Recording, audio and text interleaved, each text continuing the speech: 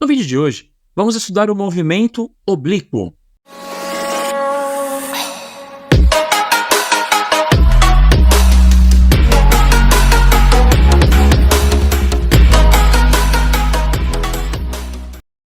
Fala pessoal, tudo beleza? Mais um vídeo do canal Etc. Física, eu sou o professor Eduardo Campos e no vídeo de hoje nós vamos falar sobre movimento oblíquo, tá? Nós já estudamos o movimento horizontal, que é aquele em que o corpo parte de uma determinada altura com uma velocidade inicial na horizontal e aí ele vai caindo fazendo essa parábola para baixo, né? Esse arco para baixo por causa da gravidade. No movimento de hoje, nós vamos ter o incremento, tá? Então, esse movimento vai, o projétil, a bola, seja lá o que for lançado, o corpo lançado ele vai partir de uma altura inicial zero, né? Vai partir do chão praticamente, ele vai ser lançado para cima, tá? E aí depois ele vai alcançar uma altura máxima e depois ele vai voltar para o chão, criando aí uma parábola, tá? Um arco aí, né? Um semicírculo, não uma parábola, né? E esse é o movimento oblíquo. Então vamos entender quais são as características desse movimento, beleza? Bom, então vamos lá. Primeira coisa, eu preciso de uma inclinação, tá? Então nós temos o nosso exemplo aqui, ó, o simulador do Pet Colorado, nós temos aqui um lançamento de uma bala de canhão, tá? Eu já fiz o movimento, né? Então aqui a trajetória já está aqui determinada, então vamos ver o que acontece, tá? Inicialmente nós precisamos de uma inclinação, tá aqui. No nosso exemplo tem uma inclinação de 45 graus, poderia ser um outro ângulo, tá? Mas nós temos uma velocidade inicial, e essa velocidade inicial, ela está na diagonal, tá? É uma velocidade diagonal. Velocidades diagonais, né? Como velocidade é um vetor diagonal, ele sempre tem duas componentes. Ele tem uma componente horizontal e uma componente vertical. Vou gravar um vídeo sobre vetores em breve e vai ficar mais claro. Mas a ideia é que nós temos uma componente na horizontal, tá? Então tá aqui, ó, desenhada a componente horizontal. E nós temos também uma componente vertical que eu vou desenhar aqui, ó. É mais difícil desenhar na vertical com a luzinha digital aqui. Mas enfim, tá aí as componentes, ok?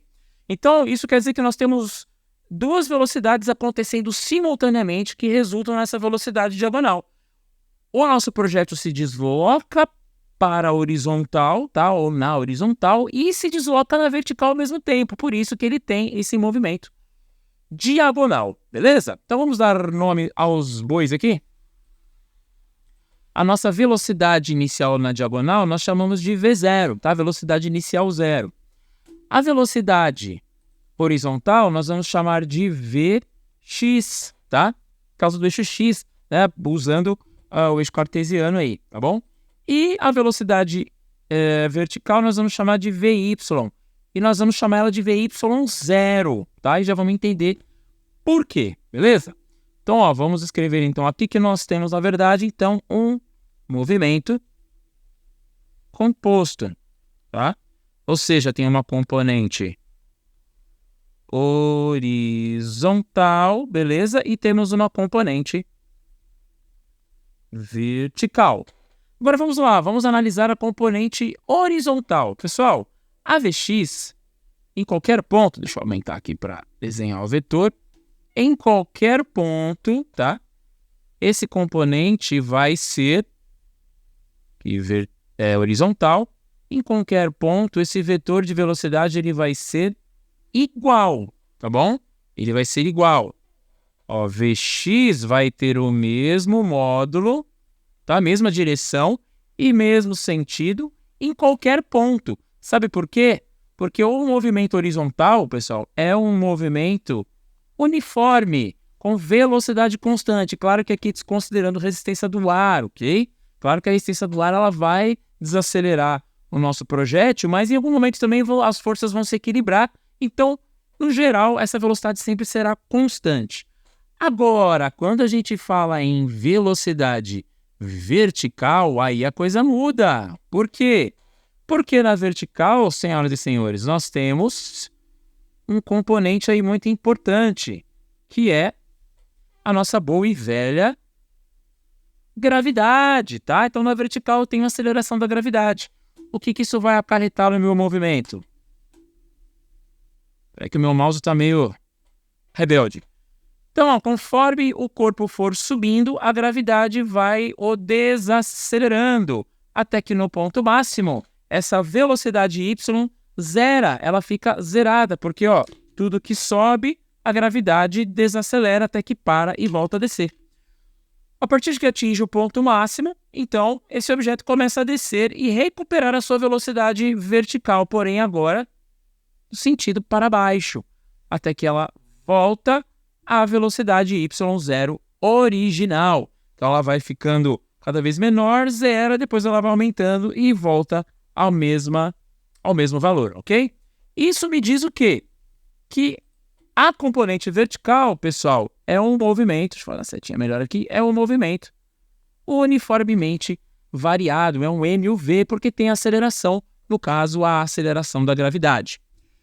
Então vamos escrever aqui, ó, Vy, aqui é Vy igual a zero, aqui voltamos a ter Vy, e aqui voltamos a ter a Vy zero inicial, certo? E a resultante, como é que vai ficar? A nossa velocidade V0, que é a resultante vetorial da soma entre a componente horizontal e vertical. Ela vai tangenciando aqui, ó, a parábola, tá?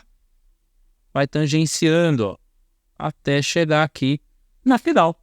É assim que ela vai ficando. Vamos escrever aqui, ó, V0, V0, V0.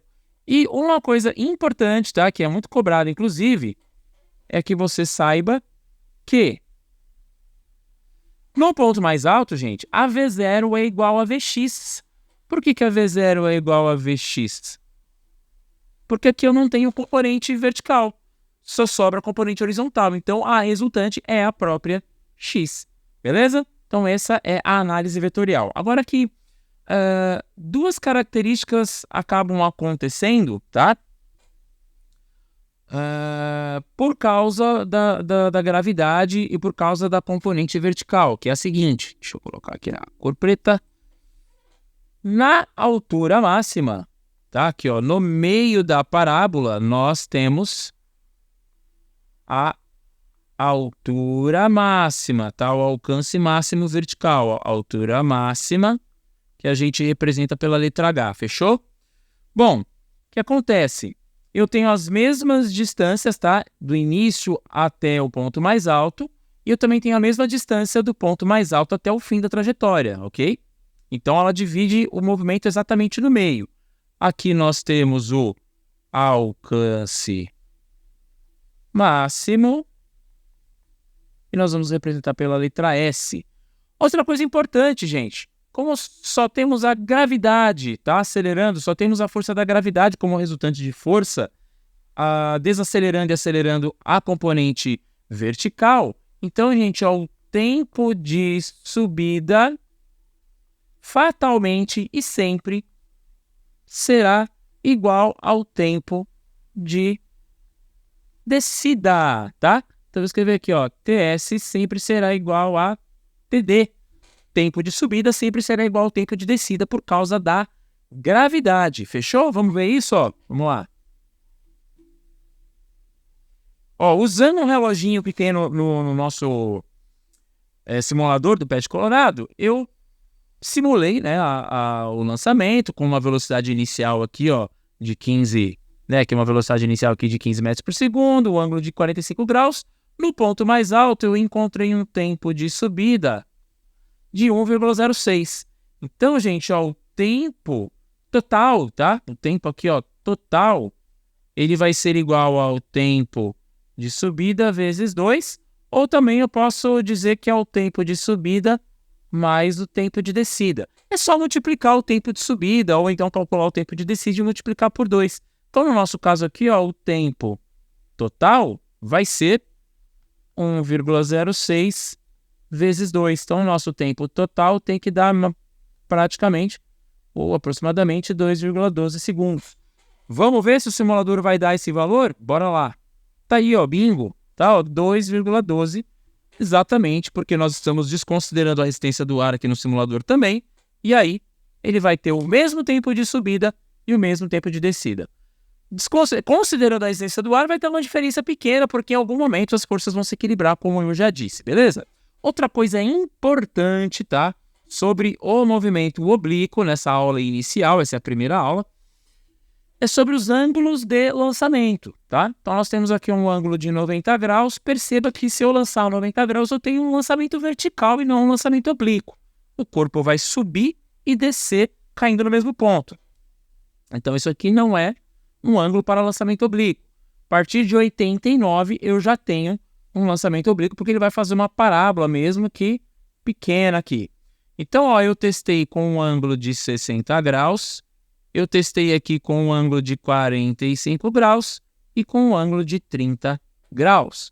Perceba que o ângulo de 60 graus e o de 30 atingiram o mesmo ponto, tá? Ó, vou fazer aqui uma cor aqui para você perceber, ó, o de 60 e o de 30 atingiram o mesmo ponto. Por quê? Porque seno e cosseno de 30 e 60 são invertidos, né? Então, o seno de 60 é o cosseno de 30 e o cosseno de 30 é o seno de 60, e vice-versa, ok? Então, ângulos que têm essa característica, eles vão produzir, tá, alcances iguais, tá? Distâncias de alcance iguais. Ora, perceba que o de 45, mesmo que ele seja menor que o de 60 e maior que o de 30, ele teve um alcance maior do que os dois, tá? Então, aqui uma característica importante dos lançamentos oblíquos é que o alcance máximo, tá? Considerando uma mesma velocidade inicial, tá? Então, se eu pegar a mesma velocidade inicial e fizer vários lançamentos em vários ângulos, o que vai me dar o maior alcance em termos de distância horizontal é o de 45 graus e não tem como mudar isso. Note que quando você vê um jogador de basquete fazendo um arremesso, você vai ver que ele tenta colocar no braço dele, simular no braço dele, uma angulação de chute de aproximadamente 45 graus, porque ele sabe que isso vai otimizar a força que ele usa no braço para fazer o arremesso, tá? Quando a intenção é alcance máximo, uma cesta de 3, por exemplo, tá? Que é um pouco mais distante. Outra coisa importante é o seguinte, gente, ó. Quanto maior o ângulo, também vai ser maior a altura máxima alcançada e também vai ser maior o tempo. Quanto maior o ângulo, tá? Mais tempo esse projétil vai ficar se deslocando. Por quê? Porque ele tem uma altura maior. Então, como é a aceleração da gravidade que determina quanto tempo vai demorar para o projétil voltar para o chão e encerrar o movimento, então, assim, quanto mais alto for o lançamento, mais tempo ele dura. E quanto maior for o ângulo, mais alto é o lançamento, tá? Aí você pode perguntar o seguinte, mas o 45 foi mais longe. Ele não deveria durar mais do que o 30? Desculpa, ele não deveria durar mais do que os 60 se ele foi mais longe? Como é que o 60 dura mais tempo do que o 45? Você está dizendo que quanto maior o ângulo, maior o tempo. O 45 ele foi mais longe, mas não significa que ele levou mais tempo.